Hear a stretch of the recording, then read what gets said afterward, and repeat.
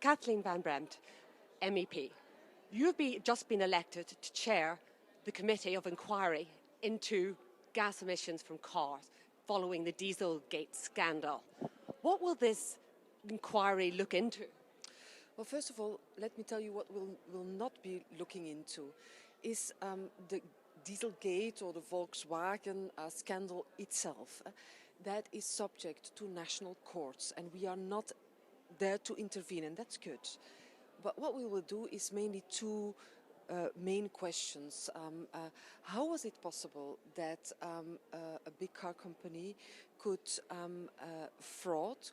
pledge fraud, and Europe didn't discover that? We all know that it was the states that discovered the fraud. How is that possible? Why don't we have the institutions in place? Are they not working? Had they indication? That is the first set of questions, what happened over there.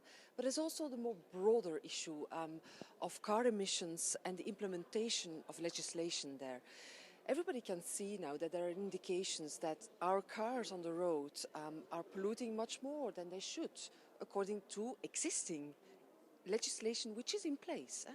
It's not just the legislation to come, it's legislation that is in place.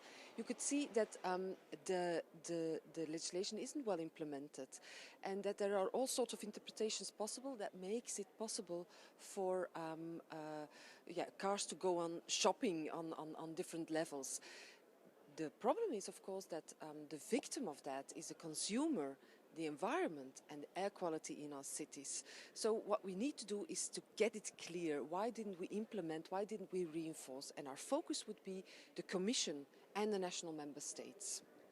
Can the Commission say that they didn't know? Transport and Environment, the NGO, highlighted the discrepancy between what were the supposed emissions and the real emissions, and also Buke, the consumer organisation. Can we really claim ignorance? No, we cannot. Absolutely not. And that's why it's very good that we now have an inquiry committee, because there's a lot of indications, there's a lot of rumours, there are a lot of facts, but nobody really knows where the real facts and figures are. And that's what we will do. We will get the facts and figures clear. What has happened? Why did the existing law not get implemented as it should?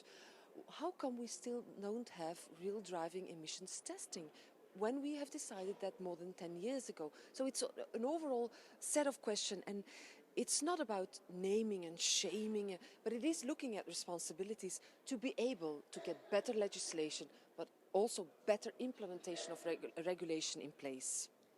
Will you be looking at the cost of failure to implement this act? In the past, when introducing air quality legislation, the Commission have estimated that the direct cost to health is over 21 billion euros per year. Astronomical figures for the impact on health, I think up to 400,000 per year. What has been the cost of non-implementation, and is that something you'll look at? Well, it's not in the core of this inquiry committee. It's an environment committee and transport committee that the real policy issues will be addressed. Do not mix all these things up. I think we all know that we need another transport system, that we need electrification of our car system, that we absolutely need to get more climate policy in place, and I'm very much in favor of that. But that's not the core of this inquiry committee, because if you put it all in, then nothing will exactly happen. So it needs to be very clear that we're looking into the implementation of legislation and what went wrong at the Commission level and the national level.